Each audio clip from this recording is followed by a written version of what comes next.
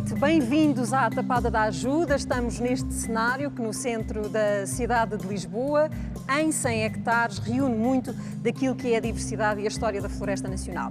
Porque vamos falar dela esta noite na nossa floresta. Portugal tem um dos maiores ecossistemas florestais da Europa. Estamos acima da média europeia, mas somos dos que menos partido conseguimos retirar dos recursos naturais.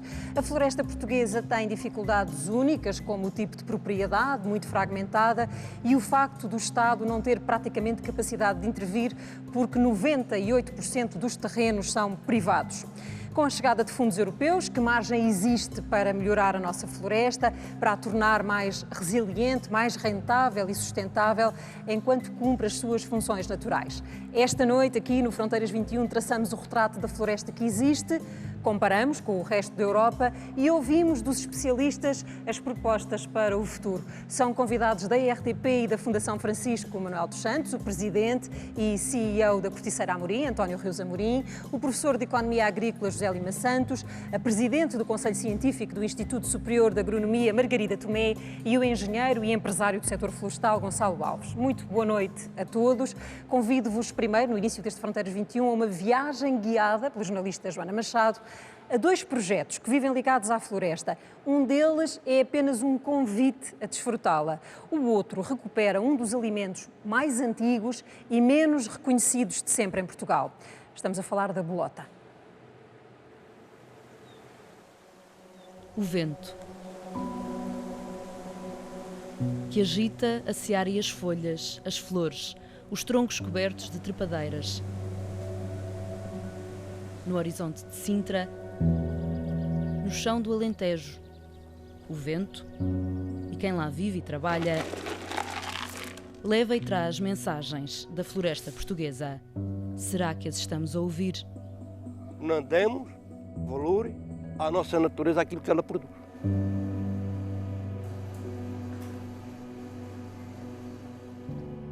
Joaquim Borges vive e trabalha no meio do montado alentejano.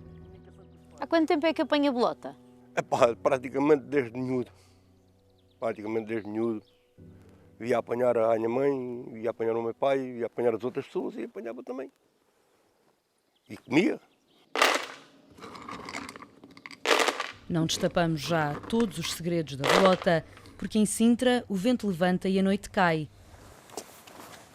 E há estrelas, árvores e pirilampos para ver num passeio noturno ao Vale do Silêncio. Agora vamos ter aqui um lago um pouco mais à esquerda, em que normalmente há bastantes pirilampos. A Green Trackers é uma empresa que organiza passeios em florestas por todo o país. Começou por uma ideia de 4 amigos que já gostavam muito da natureza e começaram-se a juntar amigos ao nosso grupo. E de repente pensámos, por que não transformar esta vontade de caminhar na natureza, de partilhá-la e de criá-la como um negócio. Na Serra de Sintra, o percurso começa no alto da Peninha, desce pelo bosque e continua no vale. Sem interferir na floresta, quase sem luz, seguem imersos na natureza e na escuridão. Os pirilampos gostam desta zona aqui com estes fetos, com esta umidade toda, é uma zona que a gente os vê muito. Agora, temos é que estar com a visão noturna, sem esta luz na cara, não é? Apagamos a luz e voltamos ao Alentejo. E até ao Neolítico, bem ou mal, nós tínhamos uma concepção de que fazíamos parte do sistema natural e que estávamos aqui para servir o sistema natural. E, portanto, esta árvore é exatamente eu, ou este pássaro que está a cantar, não é? E a partir do Neolítico, estamos aqui essencialmente para construir o nosso sistema, não para servir um outro sistema, e por isso tudo o resto são essencialmente ferramentas. O sobreiro, onde se senta Alfredo Sendim, caiu há poucos dias com um tornado que atravessou a herdade do Freixo do Meio. Hoje em dia olhamos para isto como um objeto de jardim, pode ser interessante em termos de harmonia paisagística, olhamos para isto como interessante para fazer folhas de papel ou como outro recurso para outra coisa qualquer. Não olhamos para isto, por exemplo, como um ser ético que é. Nas árvores do montado despontam agora as bolotas em criação. No fim do outono, estão prontas a chegar à mesa como um dos mais inovadores e, ao mesmo tempo, mais antigos alimentos do Mediterrâneo. Levávamos o almoço às nossas costas, Epá, a gente conhecíamos as azinheiras todas da bolota doce. Apanhávamos, levávamos para casa um punhadinho, pá, 1 quilo ou uma coisa assim. E estávamos à chaminé, ao canto da chaminé, para avelar. Conservavam-se assim. E era o nosso fundo de alimento, era isso. Era um bocadinho de pão com bota e azeitonas. Com o tempo, a bolota passou a ser associada à pobreza e à escassez. Ficou alimento para animais. Um gajo dizer assim, pá, vou apanhar uma machinha de boletas para comer. Pá, bolota para comer. Pá, a bolota só para os porcos, para as ovelhas. Para... Não, serve para muita coisa. A gente é que não saber dar o valor. Nos 600 hectares desta herdade, a bolota é apanhada e transformada. Nós fazemos pão, fazemos bolachas, depois fazemos uma coisa muito interessante para mim, que são bolotas fermentadas. Podem-se fazer pastas vivas, tipo miso. Agora vamos fazer a migalha da bolota, que é utilizada em quase todos os nossos produtos de bolota. Como, por exemplo, as nossas hambúrgueres de bolota.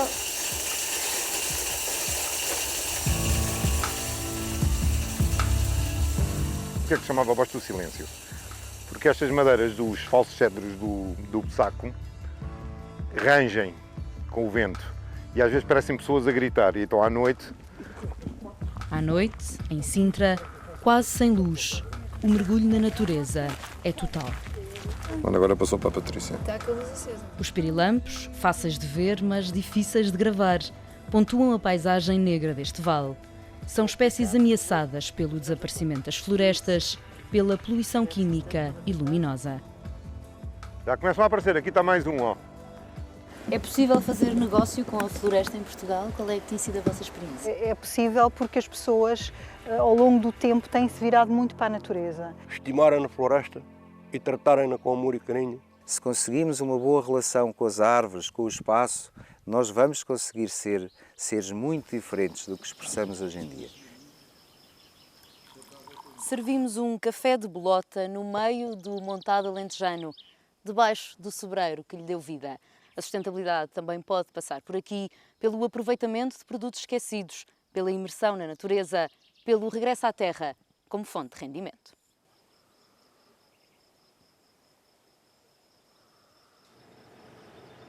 Estes são dois dos exemplos. Vamos saber quanto vale no total a floresta. Vamos tentar percebê-la e olhar para ela melhor com números. A ocupação nacional do nosso solo está dominada em 70% por espaços silvestres. A floresta ocupa mais de 1/3 do nosso país, tem uma extensão superior a 3 milhões de hectares.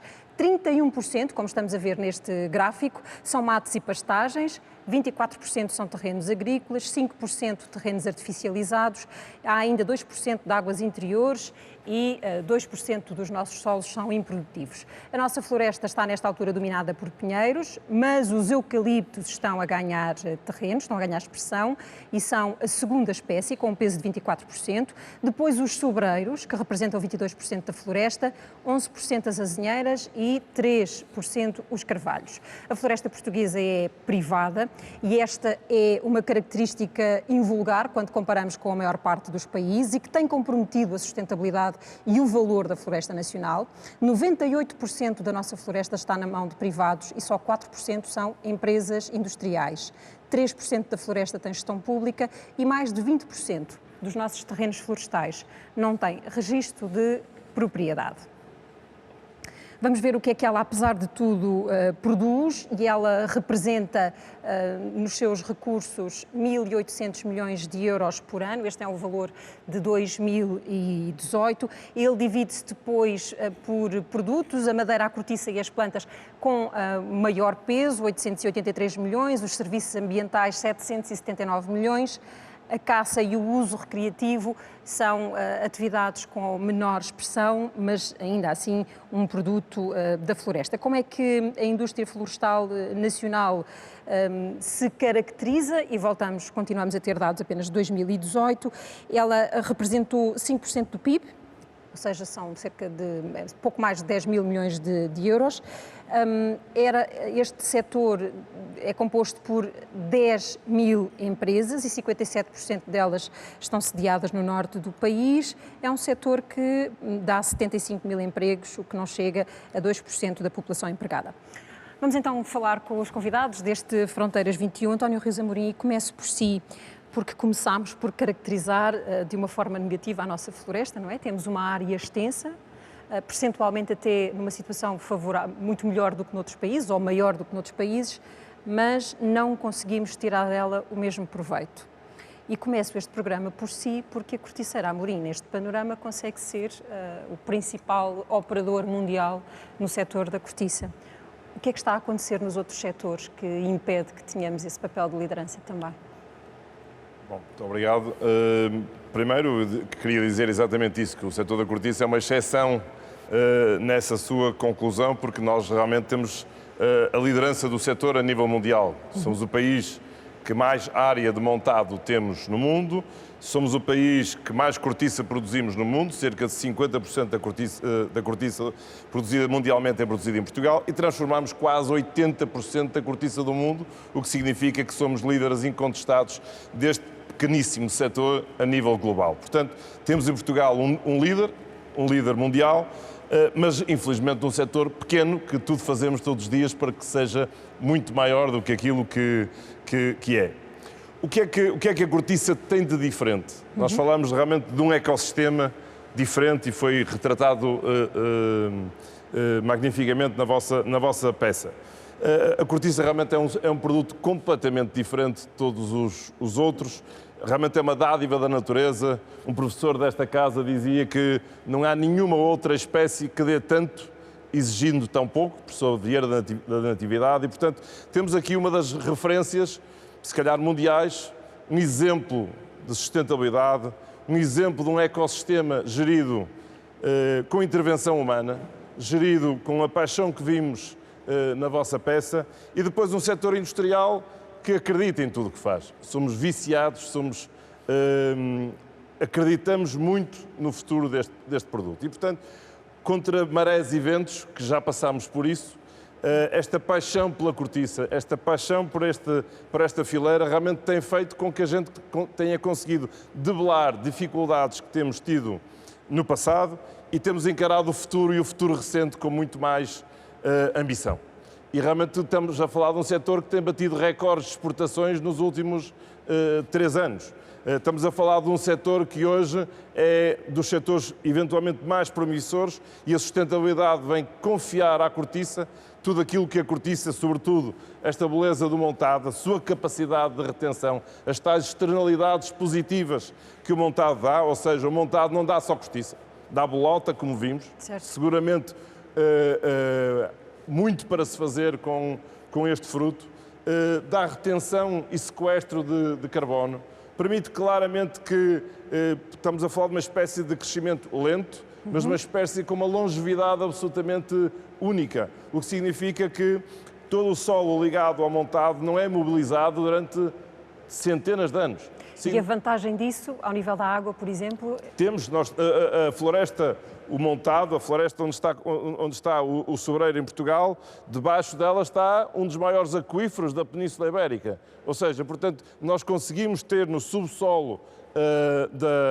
dos montados reservas de água que servem para outras culturas e para alimentar as populações. Portanto, o sobreiro é, desse ponto de vista, naquilo que são os serviços do ecossistema montado ou nas externalidades positivas que o ecossistema gera, realmente um caso absolutamente único. E, portanto, um exemplo tão bom, só temos um problema, tem que ser mais conhecido por muito mais gente.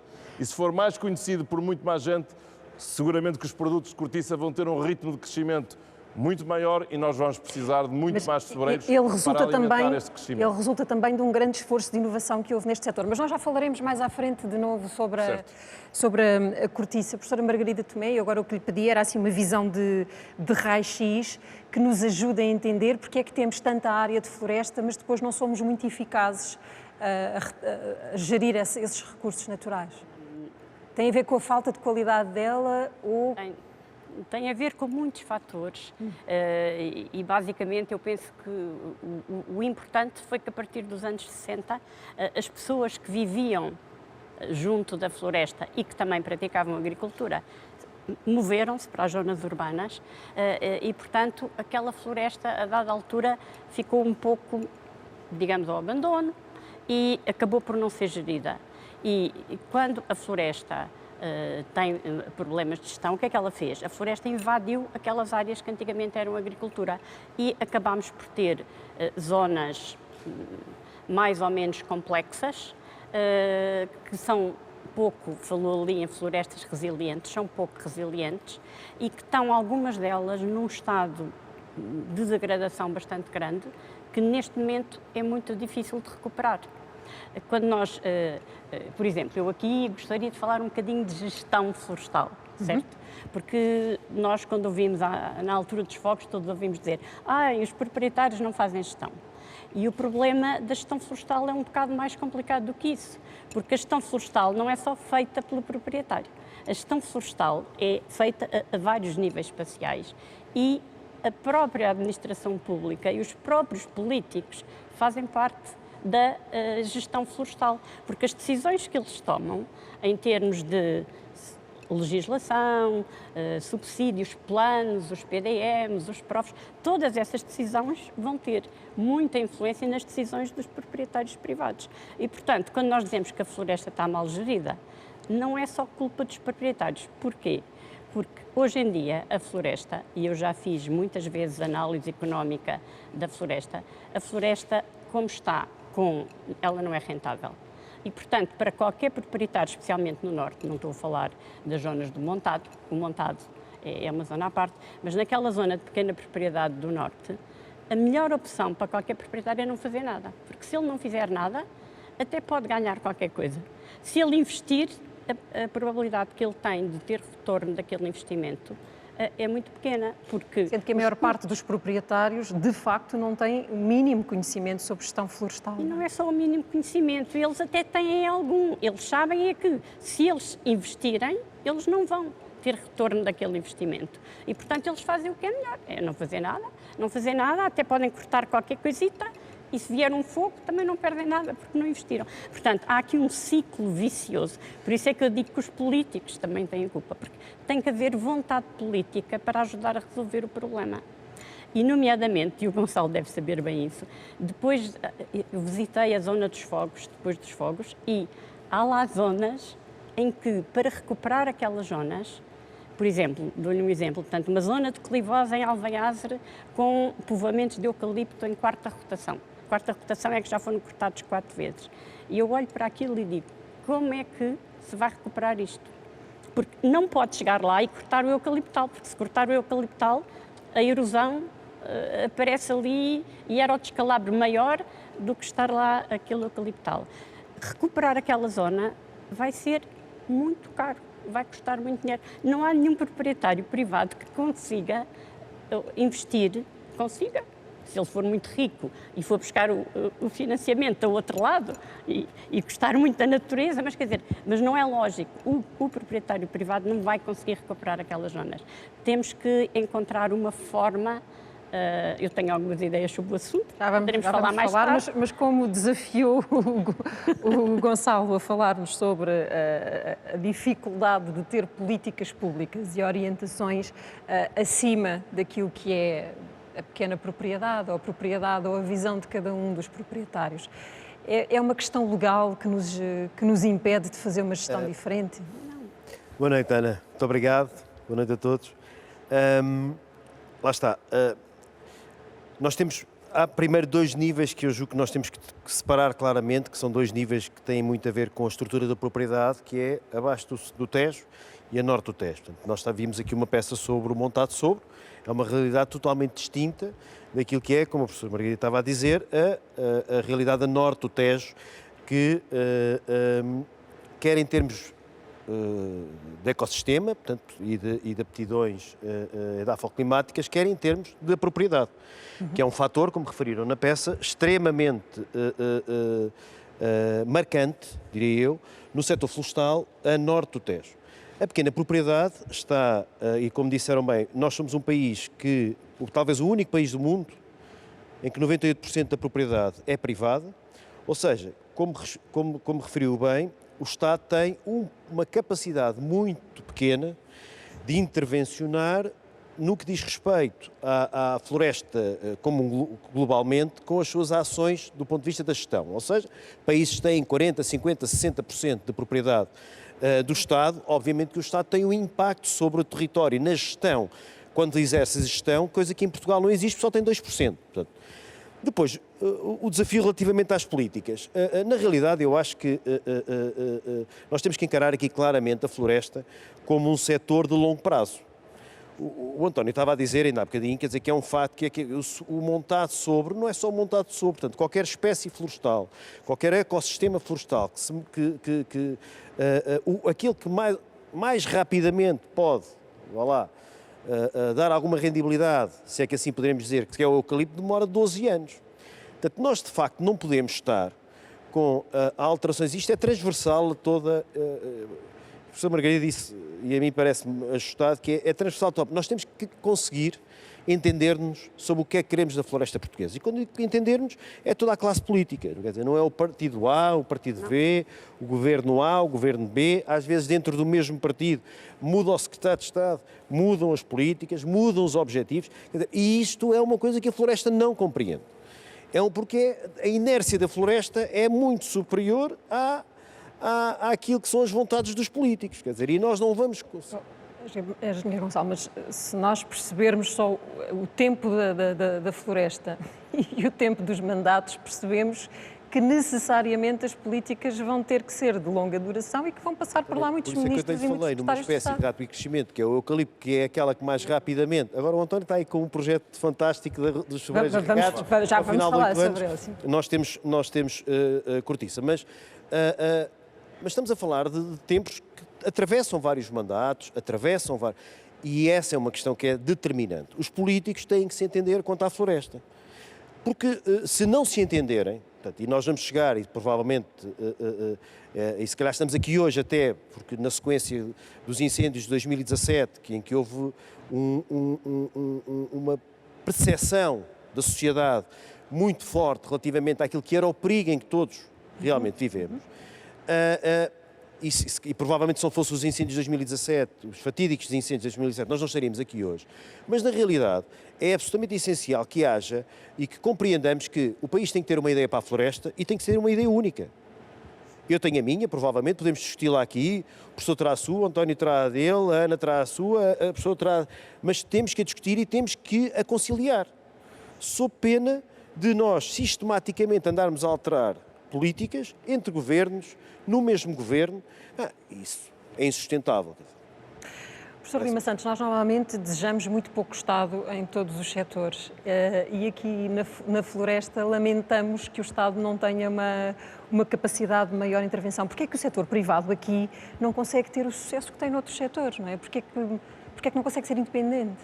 Eu diria, se calhar até na floresta ou na fileira, na cadeia de valor florestal, nós temos um grande contraste entre a indústria e depois a gestão do território, mesmo com os sobreiros e com as azinheiras, com menos contraste do que com os pinheiros e os eucaliptos, não é?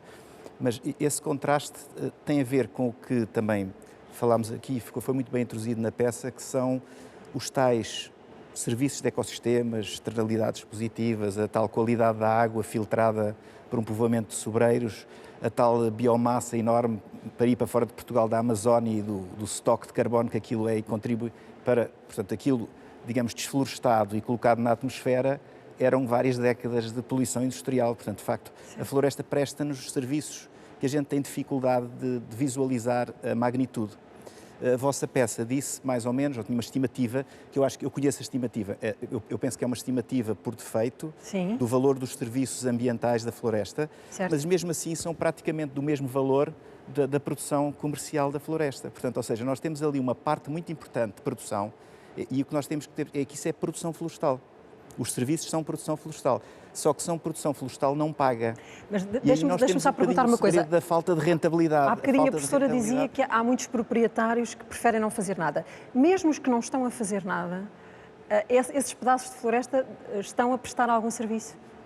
Podem estar ou podem não estar, porque, por exemplo, se um proprietário não gerir a sua parcela, se não fizer uma gestão mínima dos matos, desbastes, derramações, operações florestais correntes, não é? Se ele de facto não fizer isso, ele está a contribuir para um risco acrescido de fogo. E ao contribuir para um risco acrescido de fogo, ele está a contribuir para a diminuição da rentabilidade da floresta de todos os restantes e dele próprio. Ou seja, há aqui um conjunto de coisas que, sendo feitas, por exemplo, a gestão florestal, sendo feita, gera muito mais valor para o coletivo do que para o próprio proprietário. Certo. Vamos pensar, um proprietário é-lhe pedido, olha, agora no seu plano de gestão, para evitar o fogo, aqui a metade da sua propriedade não pode ter árvores, ou só pode ter metade da densidade de árvores. Porque é para fazer uma zona de corte de fogo. Uma zona de corte de fogo, ou uma zona de diminuição da velocidade do fogo, pronto, uma coisa deste tipo. Ora, essa zona vai ter um efeito. Se muitos proprietários fizerem isso, o risco de fogo diminui bastante. Agora, para esse proprietário tem um custo, essencialmente, que é não poder ter a produção daquelas árvores que, se não tivesse restrições, ele podia ter. Portanto, para o proprietário isto é um custo. Para a sociedade, ou para o coletivo dos proprietários e para a sociedade é um benefício, incluindo as pessoas que deixam de morrer por causa dos fogos, o risco acrescido do território. Por exemplo, quem é que quer ir fazer turismo rural num território em que o risco de fogo é elevadíssimo, onde morrem pessoas a sair de piscinas fluviais, ou seja, isto é as pessoas que ficam sem emprego porque perdeu uma fábrica com centenas de postos de trabalho. Portanto, tudo isto são benefícios que uma boa gestão florestal pode ter. A questão complicada que nós temos aqui de políticas é como é que conseguimos fazer que os proprietários consigam faturar pelo menos parte desses benefícios, de forma a tornar a gestão florestal sustentável. Nós damos valor a tudo, não é possível dar valor a isso? É possível, e vocês têm uma boa estimativa aqui, não é? Há uma estimativa monumental, que eu não vos apresento em números, mas podem ter ideia da magnitude. E não é em Portugal, isto para, digamos, ter uma escala muito grande, não é? Por exemplo, a floresta amazónica tem uma função essencial no ciclo da água, à escala do continente, porque faz com que as massas de ar vão transportando chuva para o interior. Portanto, se não houvesse Amazónia, a chuva caía e ia pelo Amazonas parar ao mar, parar ao Atlântico. Como está lá a floresta é uma bombadora de água fabulosa, não é? Portanto, aquela biomassa toda, são bombas de água a bombar para a atmosfera, aquela água volta toda à atmosfera e continua a progredir para o interior. Ora, no interior, um bocadinho mais a sul, está a zona principal de produção de soja. A soja é a proteína que alimenta o mundo todo, através da alimentação animal. Ou seja, se a Amazónia desaparecer, está muito mais em causa do que simplesmente a Amazónia, está em causa a produção de soja da Argentina, do Brasil, que alimenta toda a fileira de valor de produção animal, porque é a proteína com que nós alimentamos os nossos porcos, as nossas galinhas, as nossas vacas leiteiras. Portanto, isto só para dizer que é um valor económico monumental, que nós estamos longe de imaginar, que é muito superior em muitas florestas ao valor comercial.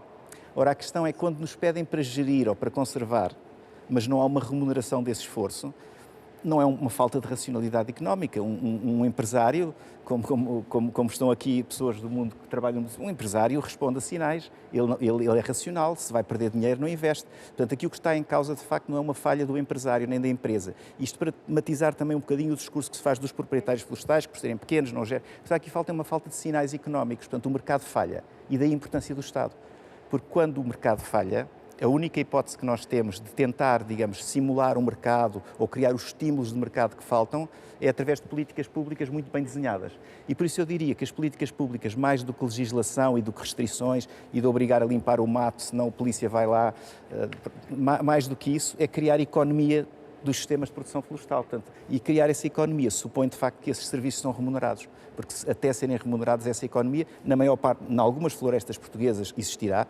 Eu penso que algum do sobreiro, algum do eucalipto continuarão a ser geridos mesmo sem pagamentos de serviços de ecossistemas e gerarão externalidades adicionais para a população. Outros simplesmente não serão geridos e o volume de serviços vai diminuir ou até transformar-se a floresta não uma fonte de serviços, mas de desserviços, que é o que está a acontecer com o fogo. Eu sei que nós todos os anos discutimos a nossa floresta e a urgência de gerir, e já fazemos isto há umas décadas, não é? Mas há uma questão muito recorrente que tem a ver com o valor da gestão, por exemplo, a biomassa. Nós há muito tempo que ouvimos falar na necessidade, sempre que há incêndios, não é? Da necessidade de criar centrais de biomassa que permitam aos proprietários das florestas mantê-las limpas, tendo dali algum retorno. E tenho uma pergunta para si, professora, que vem da Inês Gaspar, que são perguntas dos espectadores do Fronteiras 21, que têm precisamente a ver com esta questão. Ela diz que, como a professora é defensora de bioenergias, lhe faz a pergunta a si. E pergunta se não devia já estar restrita em Portugal a novas aberturas e subsidiação da questão da biomassa. Porque ela diz que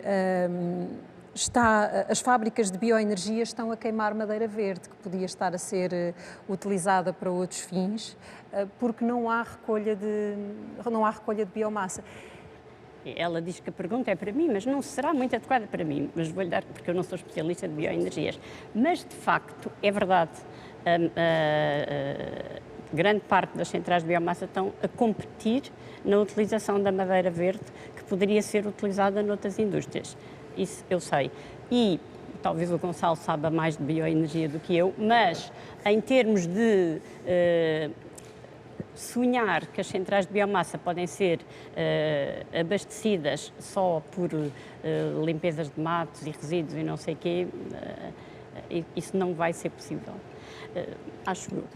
De qualquer maneira, eu gostava de dizer uma coisa relacionada com aquilo que o Zé Manel disse, que acho que é importante, que é, em 2016, houve um inquérito do Eurobarómetro sobre o que é que todas as pessoas da Europa pensam que é importante nas florestas. Portanto, eram listados os vários serviços da floresta e a maior parte das pessoas, o que é que elas acham importante? O sequestro de carbono, a manutenção da biodiversidade, a proteção contra as avalanches, e praticamente ninguém escolhe os bens que realmente a floresta dá para as pessoas que dela vivem e escolhe os outros. Ou seja, como menos de 30% das pessoas da Europa vivem no mundo rural, os outros vivem todos em zonas urbanas e periurbanas, o que acontece é que aqueles 30% estão a produzir os bens que as pessoas que vivem nas zonas urbanas acham que são essenciais. Portanto, há aqui uma troca de quem produz e quem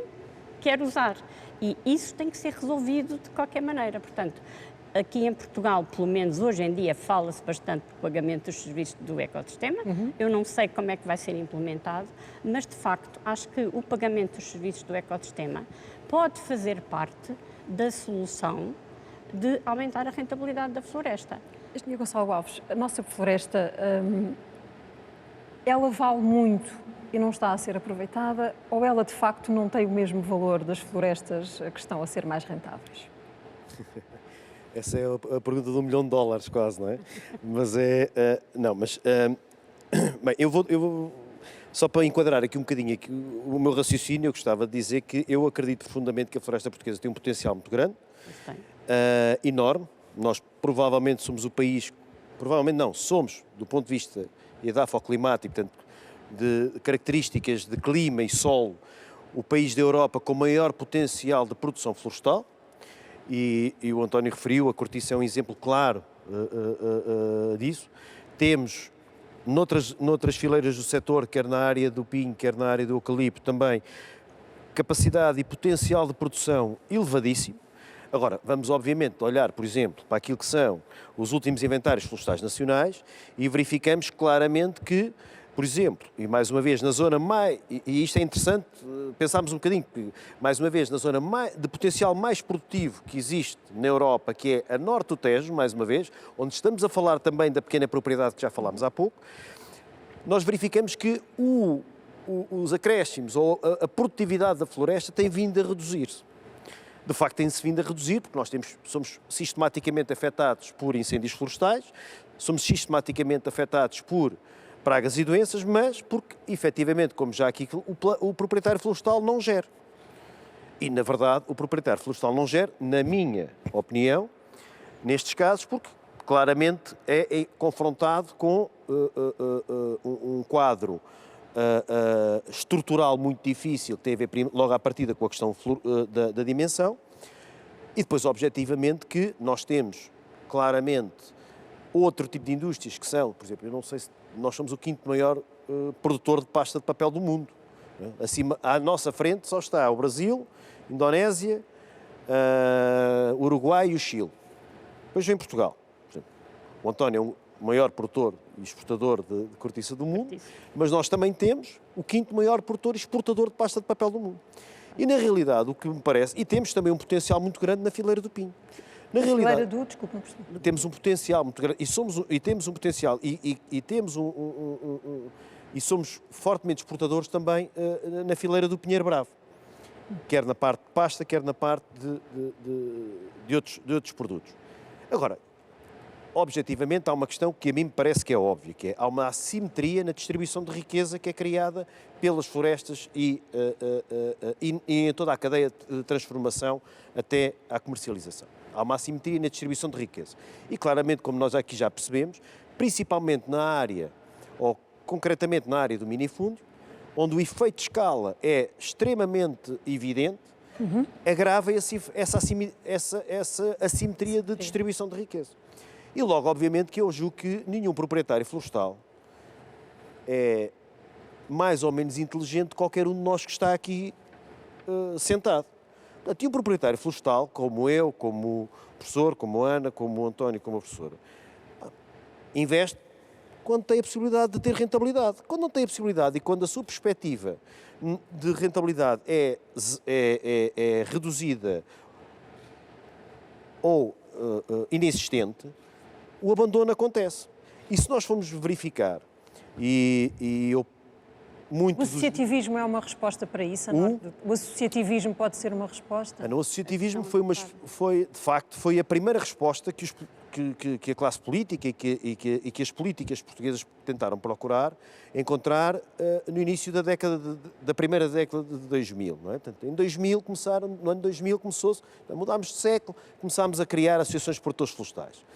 E, de facto, houve uma proliferação enorme de associações de produtores florestais, com o objetivo inicial, claramente, de fazer a gestão conjunta do minifúndio. Não é? Porque, obviamente, que abaixo e a sul do Tejo, onde a dimensão da propriedade é maior, esse fator não é tão evidente. E, na realidade, verifica-se que essa primeira tentativa não teve sucesso, quer dizer, porque nós continuamos a ter o mesmo problema e estamos aqui a debatê-lo hoje. Não é? A seguir a isso veio a política das zonas de intervenção florestal, as ZIFs, as famosas ZIFs, em que, se formos ver a informação oficial do Ministério, neste momento, do Ministério do Ambiente, nós temos praticamente o país todo coberto por ZIFs. O António não tem problema, continua, e os proprietários do Montado Sobre não têm problema, porque eles têm ZIFs ou não têm ZIFs, têm dimensão e conseguem gerir. E nós, no norte do país, continuamos, não temos ZIFs, mas estamos cobertos de ZIFs, mas continuamos a não conseguir gerir. E vamos bater a um ponto que é um ponto da governança. É como é que se vai encarar a governança da pequena propriedade em Portugal. E há resposta para isso? Fora da política. Diga. Qual é a sua sugestão? Bem, essa é uma pergunta dos 2 milhões de dólares. Dos 2 milhões de dólares, pronto. Há aqui neste conjunto de perguntas que nós recebemos do público muitas referências à questão das expropriações, não é? Que é um receio das pessoas. Como é que se pode, não atacando o direito de propriedade... Eu acho que há um elemento que eu pegava no que o Gonçalo disse inicialmente, há um elemento de mudança constante nas políticas florestais, quando nós, apesar de tudo, temos alguns instrumentos que, bem articulados, poderiam funcionar. Eu vou só dar um exemplo, não é? As zonas de intervenção florestal foram pensadas, elas aparecem na sequência dos incêndios de 2003, portanto foram pensados muito na perspectiva do fogo. Não propriamente, totalmente. Claro que depois associou-se a ideia da escala, da gestão, do aumento de rentabilidade, de fazer as coisas a outra escala. Mas o foco das ZIFs foi os fogos de 2003. E, portanto, a maior parte das pessoas, quando criam uma ZIF e fazem o seu plano de gestão florestal, a maior parte das associações, das entidades gestoras das ZIFs, estão a pensar, sobretudo, que o que é realizável, na melhor das hipóteses, é gerirem o condomínio, as faixas de gestão de combustível, portanto, aquilo que não é propriamente a gestão da floresta, mas sim a gestão da infraestrutura que permite que a floresta seja resistente ao fogo, que seja tão atacável. Ora, a questão e, portanto, esse foi o sinal dado pelas ZIFs.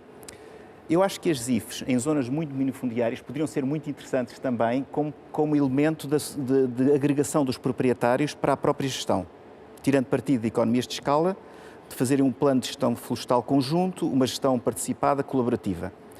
Mas isto, mais uma vez, choca-se com um problema, é que o problema não é só a escala, mesmo no norte e no centro. Ou seja, nós temos muitas zonas em que, mesmo que expropriássemos a terra, vamos pensar terras de baixa produtividade, terras declivosas, baixa produção e elevados custos. Mesmo que nós expropriássemos, a quem é que entregávamos para gerir? Ou seja, isto muitas vezes que se a escala aumentasse, esse problema não ficava resolvido.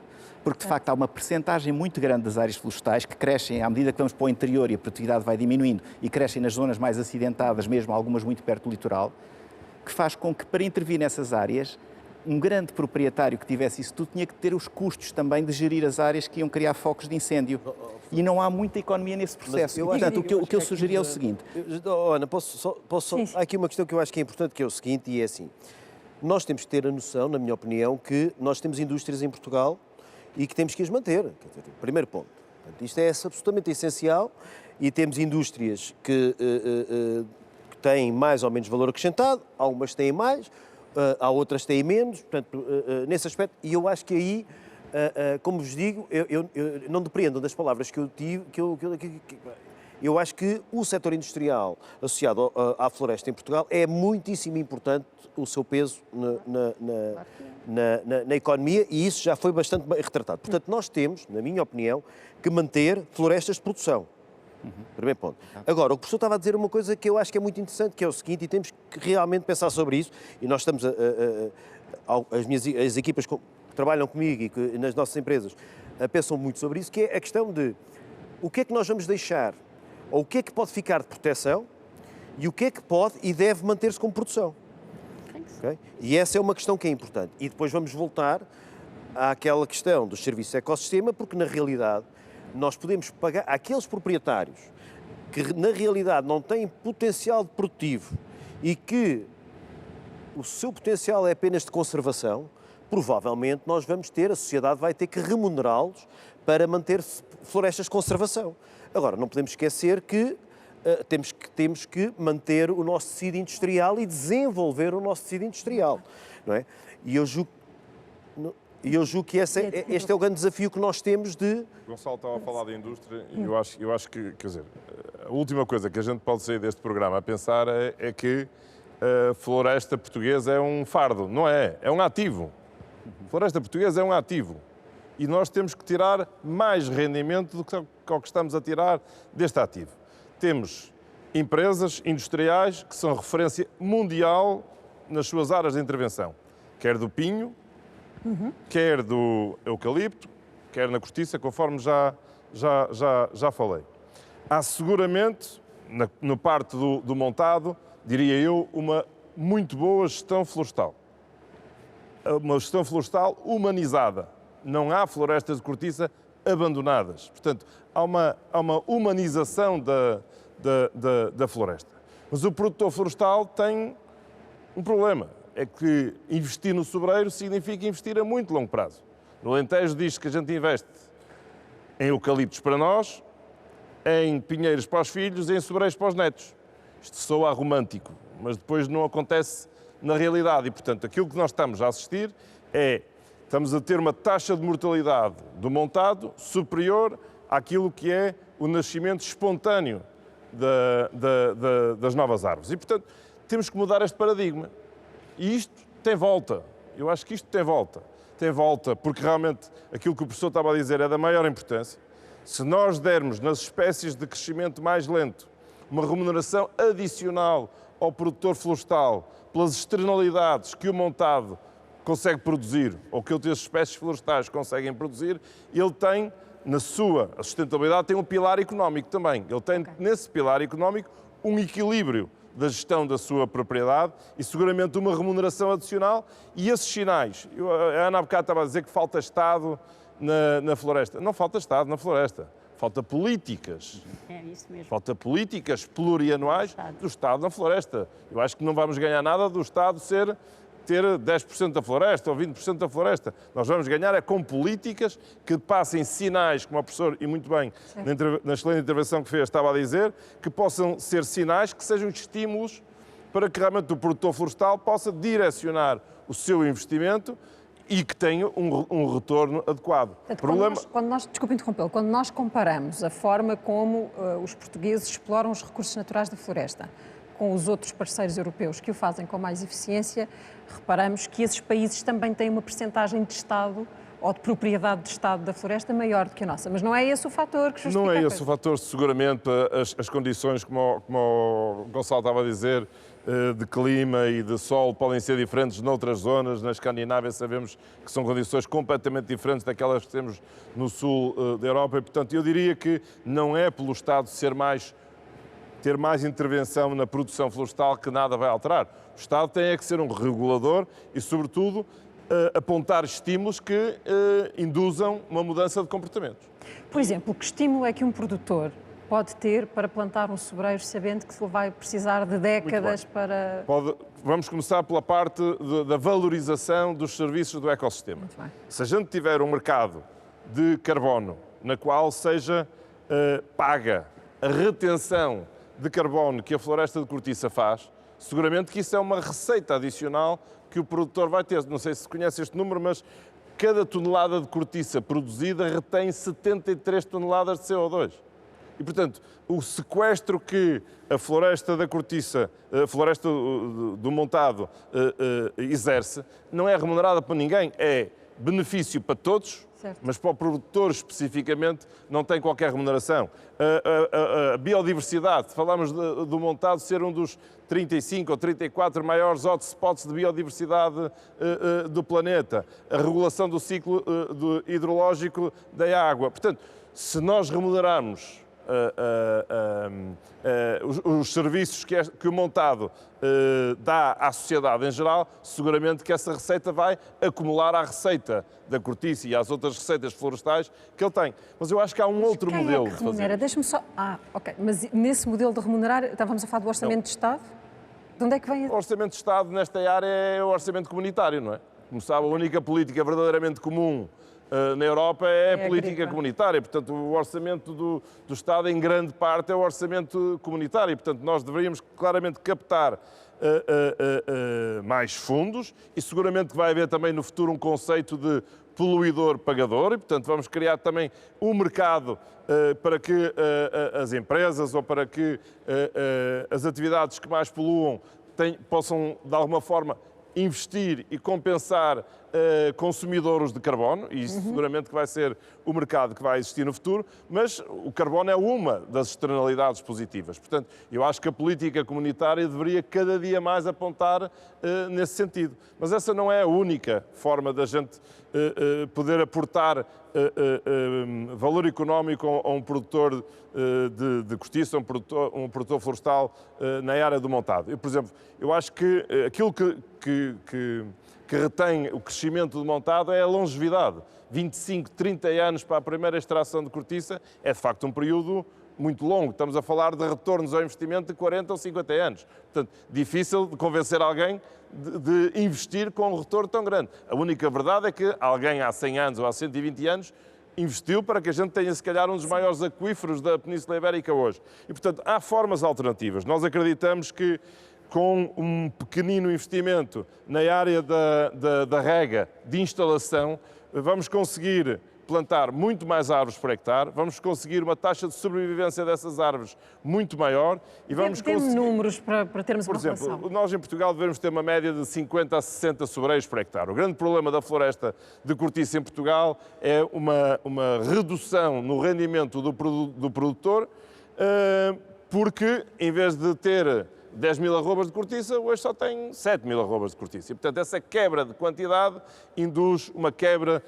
de rendimento. Claro que o produtor tenta, via preço, e há um mercado que regula isso. Mas há também um mercado internacional que hoje é competitivo e, portanto, nós precisamos de ser competitivos. Portanto, só há uma forma da gente conseguir ultrapassar a falta de rentabilidade, é aumentar a densidade. Aumentar a densidade e reduzir ao período da extração inicial da cortiça. Como é que a gente consegue reduzir de 25 para 10 anos? E nós conseguimos fazer isso com uma pequena ajuda de rega, de instalação, que vai ajudar o sobreiro a sobreviver, vai antecipar a primeira extração de 25 para 10 anos e ao final da primeira extração não precisamos mais da assistência da rega porque vai alterar as condições e as características da cortiça, fazendo com que ela não funcione nos produtos de mais valor acrescentado, como é o caso da rolha. E, portanto, estamos a falar de uma pequena ajuda durante 8 a 10 anos, numa espécie que depois vai durar 150 ou 200 anos e vai criar as tais bacias hidrológicas, ou seja, o sobreiro vai devolver muito mais à natureza e à sociedade em geral do que o investimento e o consumo pequeno de água que foi feito durante este período inicial dos 10 anos. E se nós conseguimos aumentar a densidade, se calhar de 50 a 60 árvores para 350 a 400 árvores, e tudo o que eu estou a dizer já está ensaiado, já está aprovado e Está funciona. em andamento, certo.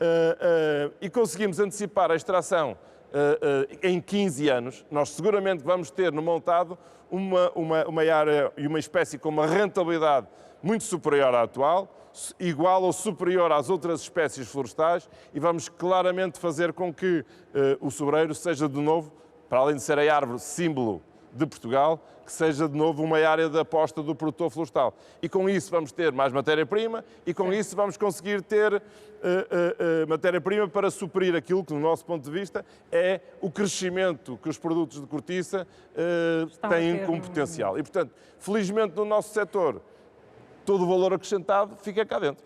Portanto, a matéria-prima é produzida cá, a mão de obra é utilizada cá. Portanto, o valor acrescentado que um setor como a fileira da cortiça aporta ao país é muito grande e, portanto, seguramente uma área de aposta futura. Muito bem.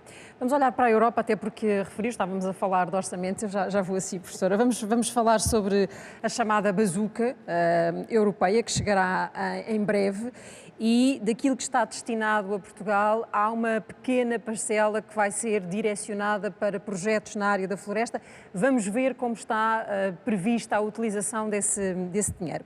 Estamos a falar de cerca de 4% do total das verbas destinadas a Portugal, 16,6 mil milhões, para as florestas apenas 615 milhões, que se dividem desta forma que estamos a ver, 270 milhões para a transformação da paisagem dos territórios de floresta vulneráveis, 120 milhões para faixas de gestão de combustível, 86 milhões para prevenção e combate a incêndios florestais, mais ou menos o mesmo para a expansão do cadastro simplificado, essa questão antiga que também já aqui referimos, e 50 milhões para o programa Mais Floresta. Vamos ver nesta visão europeia que é importante ter sobre a floresta o que diz o diretor europeu da União Internacional para a Conservação da Natureza, Luc Ba, que falou com a Joana Machado para este Fronteiras 21. Ele considera que é positivo o crescimento de manchas florestais na Europa, mas sublinha que esse crescimento não tem sido sempre feito com qualidade e não está a referir-se exclusivamente a Portugal. Ele defende também que as poucas florestas originais do continente, elas devem ser preservadas integralmente e devem ser preservadas sem nenhum tipo de exploração, mesmo que essa exploração fosse sustentável. Vamos ouvi-lo. Hello, Luke. Thank you for joining us. I'm very happy to be with you. Is a sustainable management of forests compatible with a developed, thriving and innovative economy? There is no choice. This is, I think, vital that there is a clear value of nature in the business decision making, so that there is a reference that businesses, but also the forest owners can use. And then ultimately, yes, if we want to restore forests and protect forests better, we will have to work closely with the forest owners and also support them.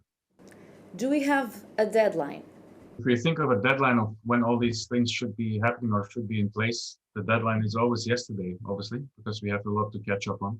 You have an incredible speed of deforestation in the tropics, which is driven by our consumption, and which is, of course, that big driver that we need to avoid, and then support those countries to not having this high rate of deforestation, and that's hyper urgent.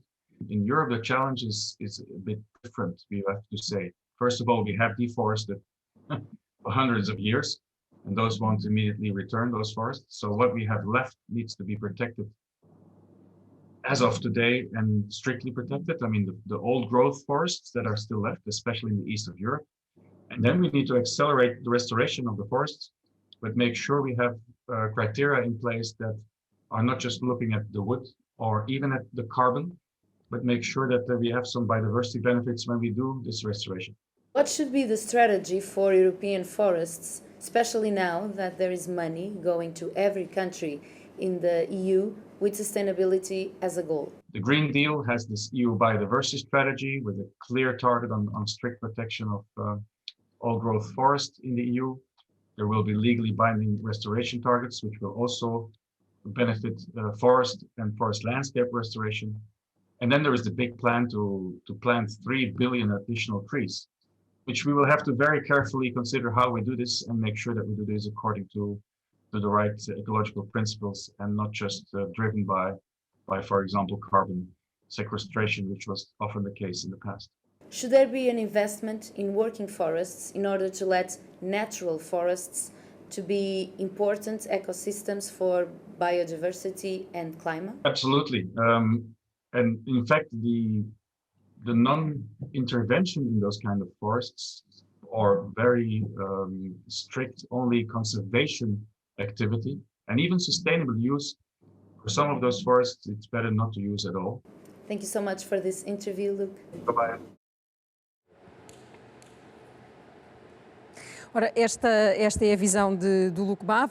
Vamos então olhar para aquilo que pode ser este impulso dos fundos de recuperação e resiliência. Professora, para lhe perguntar, naquela divisão que vimos, na distribuição daquela faixa de 615 milhões de euros, se isto de facto fará a diferença? Pode fazer, eu acho que pode fazer a diferença, mas que tem que ser muito bem pensado como é que eles vão ser aplicados.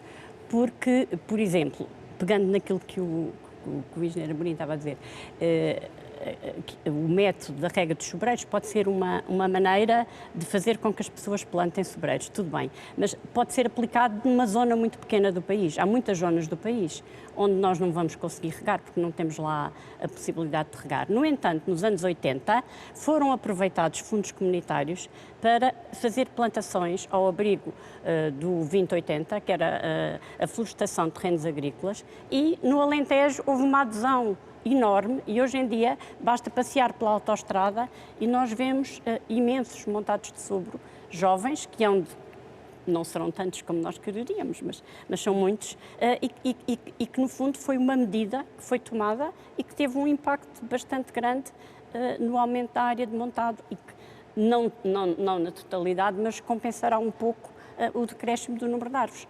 Portanto, eu não sei bem como é que vão ser aplicados estes fundos. Eu tenho muito receio que se façam mais planos, mais projetos e que não se faça a implementação. Eu sei que há agora uma nova ferramenta, que são as áreas integradas de gestão da paisagem, mas ainda não consegui estudar bem o problema. Eu acho que era muito importante que se falasse com todos os intervenientes na gestão florestal e, portanto, são as pessoas que vivem lá, são os donos que não vivem lá, são as pessoas com empresas como o Gonçalo, são as empresas maiores também, a administração pública, e que pensassem bem, porque eu acho que nós temos que ser capazes de construir aquilo que eu chamo de paisagens resilientes. Ou seja, nós temos florestas de vários tipos e quando aqui o António Amorim estava a falar, eu estava a pensar exatamente nisso. Portanto, nós temos florestas plantadas mais viradas para a produção e temos depois as florestas naturais no outro oposto que maximizam os bens públicos ou os serviços do ecossistema que não são madeira, certo? Mas todas as florestas produzem um bocadinho de todos os bens, mesmo os eucaliptais, embora as pessoas julguem que não. Mas os eucaliptais têm a vida selvagem, têm menos do que os outros, mas têm. O que é que acontece?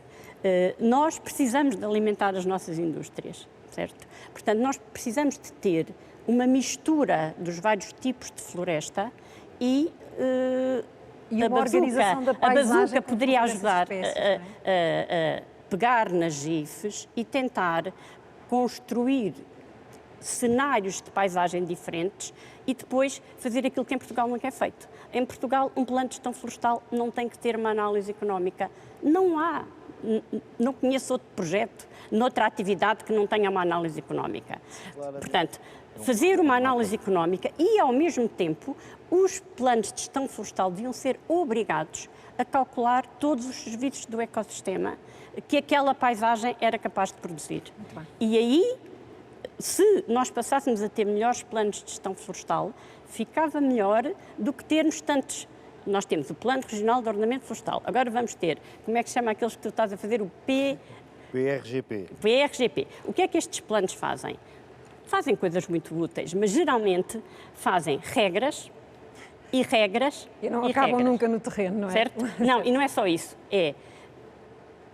Os técnicos deixam de ter capacidade de decisão porque têm que cumprir regras. E eu penso que nós temos que dar mais poder aos técnicos, os técnicos é que têm que decidir. Eu sei que às vezes temos falta de técnicos e ter regras pode facilitar a vida, mas não é uma boa solução, porque a floresta varia muito de local para local e as decisões que são boas para um local não são boas para outros. Ver a opinião do António sobre a bazuca. O que eu acho é que a bazuca é uma oportunidade única para se inverter o atual estado de coisas, ou seja, aquilo que estávamos a discutir há pouco. Tudo isto é reversível. Portanto, a floresta não está condenada, ao contrário. Tudo isto é uma oportunidade para a gente fazer melhor. Desta vez, com meios financeiros para o fazer. Agora, este plano ligado à parte florestal está muito condicionada pelos fogos florestais.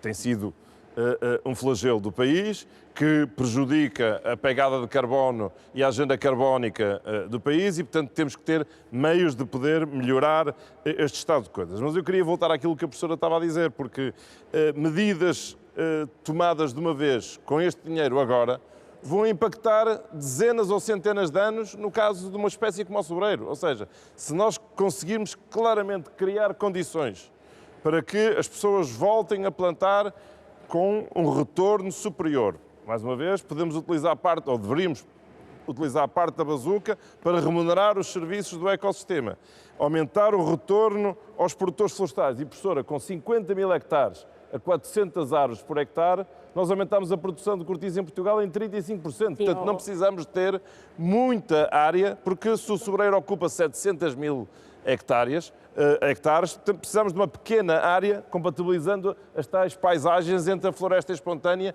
e uma floresta um pouco plantada pelo homem, neste caso. Portanto, o que eu acho é que a bazuca tem que ser uma oportunidade que não se pode desperdiçar. E essa oportunidade, em termos florestais, com a longevidade que as espécies têm, vão influenciar aquilo que se vai passar na nossa floresta durante os próximos longos anos, no caso do sobreiro, durante os próximos 150 ou 200 anos. E, portanto, esta é uma oportunidade única. Não ver a floresta como um problema, ver a floresta como um ativo. Há bocado vimos que 10% das nossas exportações são de produtos florestais, mas podem ser 12%, podem ser 13%, podem ser 15%. O problema é que nós temos importações também, nós estamos a importar madeira e essa era uma questão que eu... Claro, saibamos substituir importações. Porquê é que estamos a importar? Estamos a importar porque não produzimos que chegue. Com uma vantagem, é que a floresta realmente ajuda a agenda de carbono do país. Nós temos que ser neutros em emissões em 2050. Seguramente que vai haver objetivos para que sejamos antes de 2050 tenhamos a nossa agenda cumprida. E nós temos que consumir produtos que têm uma pegada de carbono mais favorável, negativa, mas também temos que investir mais em sumidouros. E a floresta é o melhor sumidouro que há. E, portanto, florestas que possam perdurar dezenas e centenas de anos, com a capacidade de armazenar carbono, são seguramente florestas onde deve haver investimento e, se temos os meios financeiros para o fazer, era aqui que nós deveríamos claramente mudar este paradigma de ver a floresta como um flagelo e começar a ver a floresta como um ativo. Queria acrescentar alguma coisa? Só dizer uma coisa que é importante, que é, por causa do António Amorim estar a dizer que quer pôr os montados com mais árvores por hectare. Eu sou a favor de todos os tipos de florestas, eu sou a favor do eucaliptal. Agora, quando ele puser os montados com mais árvores por hectare, os serviços do ecossistema vão ser diferentes daqueles montados que têm poucas árvores por hectare.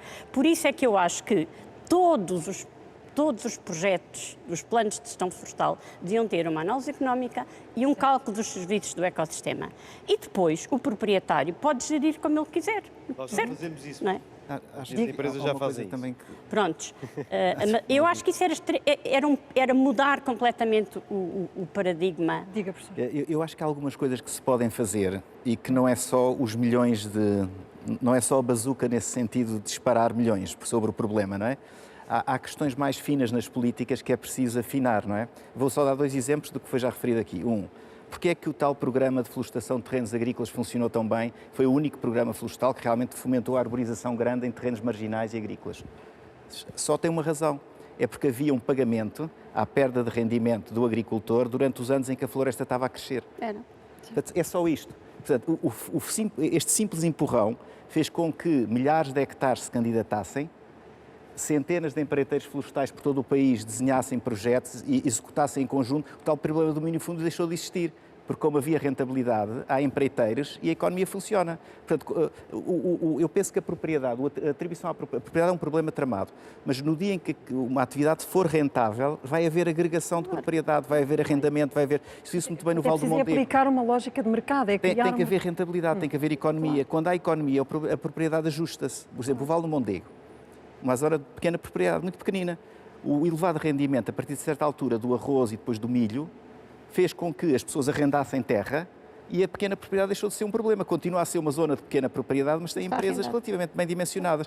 Isto é uma coisa que eu acho que nós temos que bater. O problema fundamental é o problema da rentabilidade, não é o problema da propriedade. A propriedade vai se ajustar à rentabilidade, como em todo o mundo. Querer resolver o problema simplesmente reestruturando tudo é bater com a cabeça na parede, é pegar no aspecto que é muito difícil de resolver e na maior parte dos países do mundo. Todas as tentativas de reemparcelamento, gastou-se imenso dinheiro em estudos, em compensações, etc., e o avanço foi muito pequenino. Portanto, se lhe dessemos assim a gestão destes 615 milhões que vêm para a floresta, não era esta a divisão que... Eu acho que os serviços de ecossistemas estão lá e são importantes. Sim. A transformação da paisagem também é importante, mas por que não, por exemplo, finalmente dar às IFES, na zona de minifúndio, a possibilidade de serem os principais executores e ter uma economia por via dos serviços de ecossistemas e da reestruturação da paisagem. Porque esses já estão organizados e alguns têm corpos técnicos relativamente interessantes, mas têm falta de economia, não conseguem progredir. E o outro exemplo muito interessante, que é o exemplo do sobreiro, a baixa densidade do sobreiro, que se procura agora resolver e muito bem com novas tecnologias, com a rega, etc. A baixa densidade do sobreiro tem a ver com a maneira como os montados são geridos. Porque os montados são geridos não por gestores florestais, mas por agricultores. A maior parte do montado sobro tem lá vacas. Um dos problemas com a regeneração do sobreiro é uma certa incompatibilidade devido à gestão entre a vaca e o sobreiro. Portanto, quando os sobreiros são muito pequeninos, uma vaca é um bicho muito grande, ao contrário de uma ovelha, né? Encosta só o sobreiro. Portanto, há uma mortalidade grande associada a cargas animais muito grandes. E algumas dessas cargas animais muito grandes vêm de apoios de políticas, da política agrícola. Portanto, nós temos aqui também temos falta de políticas e também temos excesso de políticas. Ou políticas, por exemplo, se nós em vez de pagarmos às vacas com um efeito indireto sobre a regeneração do montado, se pagássemos aos detentores do montado por proteger a regeneração natural, não significa não ter vacas, significa, por exemplo, fazer rotações que retirem as vacas de um sítio. Se eu não receber por vacas, o número de vacas será muito menor. As vacas não vão desaparecer, mas as pessoas têm menos. Então, estão a ver, há um redesenho fino das medidas de política que é muito importante, porque senão, digamos, não é só os milhões que vão para a linha A, para a linha B, para a linha C, não é? E a outra coisa ainda muito importante é dar aos números, por exemplo, porque é que Portugal tem tão baixa produção económica por hectare de floresta? Eu acho que é preciso ser crítico em relação a isso, porque não se está a contar como produção florestal os serviços de ecossistemas. Os países mediterrâneos todos têm uma produção florestal monetária mais baixa, mas são o hotspot de biodiversidade da Europa. Portanto, ou seja, em termos de plantas, o Mediterrâneo é um hotspot de igual valia como muitos hotspots tropicais. Portanto, nós, quando comparamos a rentabilidade, estamos só a falar das matérias-primas, não estamos a falar desse aspecto. E as outras fazem parte da produção florestal também. Portanto, eu acho que temos que encarar isto como o tal ativo. Um deles é mais fácil de vender, o outro é mais difícil, mas todos contribuem para o bem-estar da sociedade. E se medirmos nessa perspectiva, já vamos encontrar muito menos assimetria entre o sul e o norte da Europa em termos de produtividade florestal. Porque isso é produção. A questão é, no fundo, isso é produção. Gonçalo, queria ouvi-lo sobre esta questão do dinheiro que vem da Europa e da forma como ele está programado. Se consegue ver aqui a ideia de que a floresta é um objetivo para a próxima década? Eu vou voltar um bocadinho atrás e vou... Primeiro, eu concordo inteiramente com o que a professora Margarida disse, é que eu acho que, e isso nós já fazemos, todo o trabalho que as nossas empresas fazem, nomeadamente no âmbito da consultoria de gestão florestal, tem subjacente sempre uma avaliação económica ou financeira a 40 anos do investimento florestal, puro e duro, portanto, e percebemos, e é muito importante que esse raciocínio seja feito. Queria dizer também que acho que um dos problemas, eu não acho que a propriedade seja verdadeiramente um problema, faz parte de um problema. Eu acho que o problema que nós temos de um determinado tipo de floresta, pelo menos em Portugal, que está muito associado é um problema económico, como eu disse há pouco, com alguma assimetria na distribuição da riqueza produzida pela floresta e que, obviamente, que é agravado pela questão da propriedade. Vindo agora aqui à questão dos apoios. Eu estava a ouvir o Luke e eu fico um bocadinho espantado com este tipo de posicionamentos. Por acaso eu tinha feito, eu não me tinha dado a conhecer esta reportagem, naturalmente, eu não sei a vossa opinião, mas eu tinha feito aqui umas contas, assim rapidamente. Imaginemos nós que por acaso iríamos esquecer toda a produção florestal que temos em Portugal e a produção que temos e que iríamos fazer o restauro puro e simples dos serviços da floresta. Professor, não vamos falar em serviços de ecossistema, vamos restaurar. Pronto. Vamos preservar a nossa floresta em Portugal. E eu fiz aqui um exercício assim, isto de contas de merceeiro, não é? Portanto, isto é uma coisa muito simples. Vamos pegar primeiro em 2 milhões de hectares, são aqueles que nos preocupam mais, que é aqueles que não preocupam tanto o António, que é aqueles que estão a norte do Tejo, que é onde temos os incêndios, onde temos os problemas e não sei o quê, onde temos muito fator, um abandono brutal associado quer às áreas de pinho, quer de eucalipto. Pronto, então vamos restaurar isto. Então eu fiz aqui umas contas, mais ou menos, quanto é que nós vamos usar para restaurar? Bem, então para pegar nisto, professora, vá-me ajudando agora, que a professora, eu estagiei consigo, portanto não vá cometer aqui alguma, e depois não tenha negativa no final do programa. Mas, 2 mil euros por hectare para fazer uma reconversão da área. E depois vamos dar mais 3 mil euros durante 20 anos para, precisamente, como o professor dizia, e bem, em algumas circunstâncias, atenção, só para vermos a relatividade dos números, não tem a ver com fazer um julgamento de princípio sobre determinado tipo de opções políticas. Ou seja, 5 mil hectares durante 20 anos, 5 mil euros por hectare durante 20 anos, isto para o Estado estar a investir da parte do Orçamento de Estado. Isto estava um investimento em 20 anos, 10 mil milhões de euros de investimento para reconverter, restaurar e manter 2 milhões de hectares, em média. Ou seja, 500 milhões de euros por ano. E eu acho fantástico, e se calhar nós temos aqui, e ficaríamos aqui a noite toda a discutir, porque eu gostaria de perguntar quem gera um Ministério, quem gera o Ministério do Ambiente, se consegue arranjar 500 milhões de euros por ano para meter na floresta portuguesa. E se nós não vamos ter que ter uma floresta industrial também, e não vamos ter que ter uma floresta produtiva. Claro. Portanto, e se estamos à espera... Aliás, nós temos necessidade dela porque nós continuamos a fazer importação de matéria-prima. Obviamente temos que fazer alterações. E como lhe digo, eu acho que a questão da assimetria de distribuição de riqueza é importante nós debruçarmos sobre ela. Sim. Não é? Agora, o pensarmos que os apoios comunitários, eu concordo inteiramente com aquilo, é assim, não vamos agora dizer, nós não precisamos disto. Claro que sim, concordo inteiramente com o António, com o professor e com o professor, que diz que, não, isto vamos aproveitar para dar aqui um impulso. Mas este impulso, nós já fizemos esse impulso no modelo económico e financeiro, em termos de rendibilidade da floresta, aumenta significativamente. Eu sou engenheiro florestal, não sou economista, portanto, nesse aspecto nem me quero meter muito. Mas o que é um facto é que nós, a longo prazo, não podemos olhar para isto com a perspectiva, na minha opinião, do que o Lucas estava a dizer. Porque senão não há impostos, a não ser que os políticos então acordem todos e digam assim, pronto, sim senhor, vamos todos definir que o António vai buscar uma corticita aqui em qualquer lado e tal, mas isto é tudo para conservação. De facto, não convidámos nenhum político para este painel e percebemos agora mas por isso é que é bem importante nós chegarmos a um consenso político sobre estas coisas. Certo. Porque senão andamos a defender soluções que são intermitentes e que são absolutamente inconsequentes. A questão é que há uma visão muito diferente, a vossa, da floresta, daquela que é a introdução ou a visão de um político, como percebemos neste exemplo. Mas estes montantes que o Gonçalo está a dizer que é muito importante, que é ter presente que o elevado investimento público na floresta, portanto, apesar de eu reconhecer a impossibilidade desses números, não é? É preciso ter presente, por exemplo, vamos à freguesia de Alvares, que foi uma freguesia que perdeu uma boa parte dela durante o incêndio de 2017. Foram feitos cálculos dos danos causados pelo fogo na freguesia e nós chegámos a uma estimativa, complementando estimativas do Serviço da Proteção Civil, várias coisas, de por hectare da área ardida, o custo foi de 7 mil euros. Portanto, cada vez que não arde um hectare, eu já não faço mais contas. Ou seja, eu aqui tenho uma coisa que é, faça isto, e estes 7 mil euros, uma boa parte é despesa pública, para reconstruir as casas, para ajudar a reconstruir fábricas, para ajudar a replantar a floresta, ou seja, para pagar aos bombeiros, para pagar os serviços dos bombeiros, certo, as emissões, o que se tivéssemos multas, porque não vai ser o caso, mas se tivéssemos, era também. Ou seja, o Estado português está simplesmente a gastar o dinheiro de outra maneira. Ou seja, porque o dinheiro gasta-se na mesma. A questão é, e nem tem que ser fundos europeus, porque muitas dessas coisas não são fundos europeus, são mesmo fundos do Orçamento de Estado português. Ora, o que nós temos que fazer bem as contas é de realmente o que é que custa não gerir a floresta. Isso foi um discurso que foi muito importante nas alterações climáticas, pelo relatório chamado relatório Stern. Pois isto não é os benefícios da política de mitigação do clima, das emissões. É os custos que nós vamos ter que pagar. E não é no futuro longínquo, é no ano logo a seguir quando arder. E, portanto, na prática, eu acho que esta narrativa tem alguma capacidade de mobilizar as pessoas.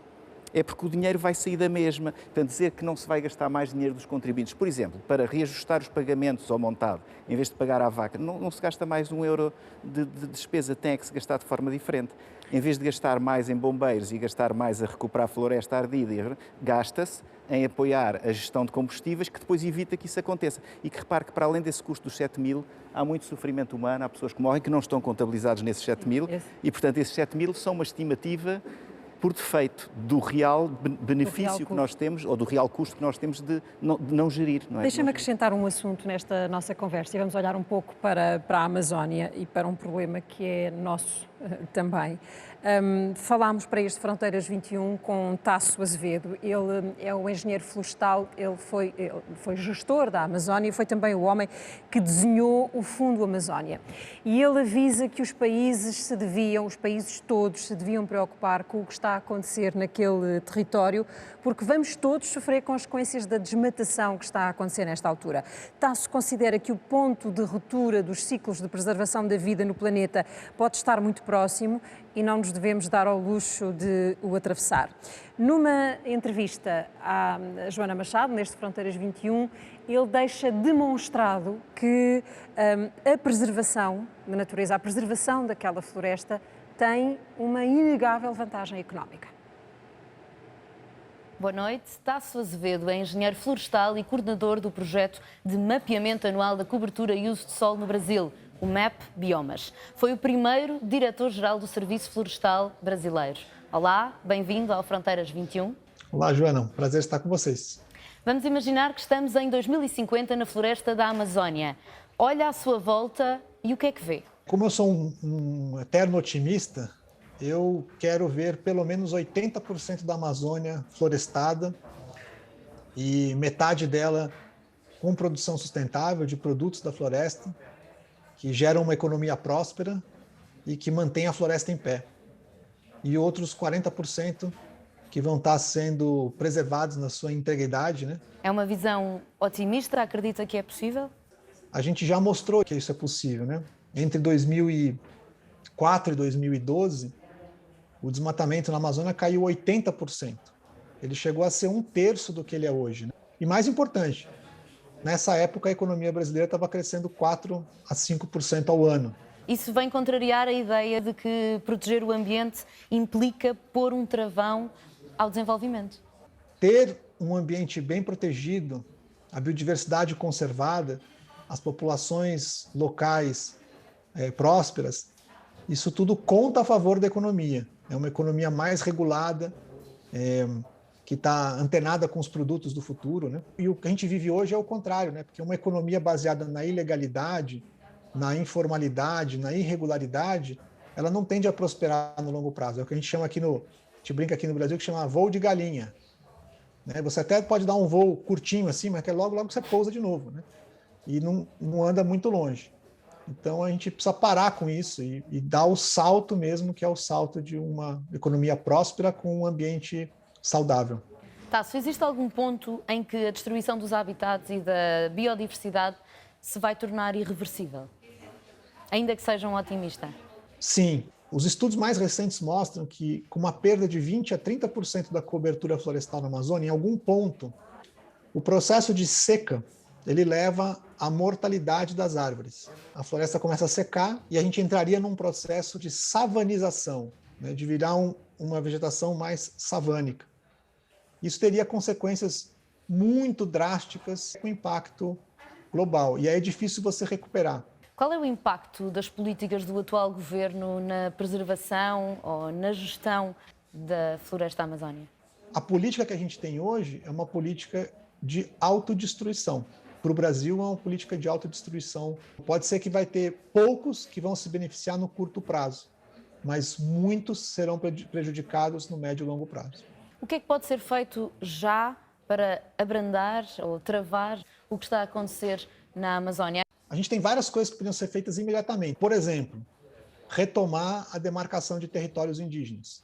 Essa é uma decisão, basicamente uma decisão de retomar. Aliás, é uma obrigação do Estado, porque reconhecer os territórios indígenas não é uma opção na Constituição. Nossa Constituição diz que é dever do Estado reconhecer os territórios indígenas. Como é que esta demarcação ajuda na preservação do ambiente?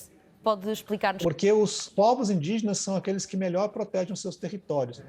Basta você ver que desde 85 até 2018, de todo o desmatamento que aconteceu no Brasil, menos de 0,5% aconteceu em territórios indígenas. Mas tem outras coisas importantes. Por exemplo, hoje em dia, um dos temas mais chaves é a questão do ouro, o garimpo. O garimpo está causando um impacto nas populações na Amazônia que é devastador. Mas é devastador de gente morrendo porque ele está consumindo água que está contaminada com mercúrio. E, né, em lugares onde as pessoas dependem de essência, a água é tudo. E com um garimpo que está basicamente indo para dentro das terras indígenas e para dentro das unidades de conservação. Então, se não tiver nenhum motivo objetivo porque você precisa ter algo de ouro, esquece o ouro.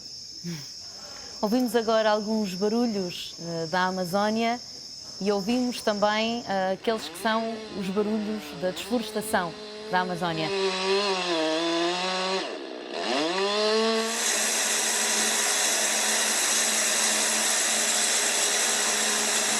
Nós vamos eliminar esse som da motosserra e da árvore caindo, né?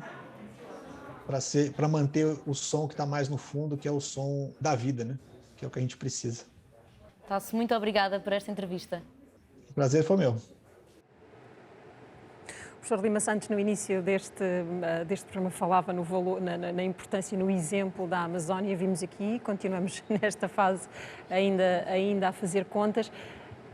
Mas ficamos neste ponto essencial, que é a necessidade de criar um mercado que dê valor a tudo aquilo que são as funções da floresta. É este o ponto mais importante. Sim. Tem que haver remuneração pelo mercado, sempre que possível, pelo Estado, em nome do interesse público, como uma partilha de benefícios que a sociedade tem com quem tem que ter os custos.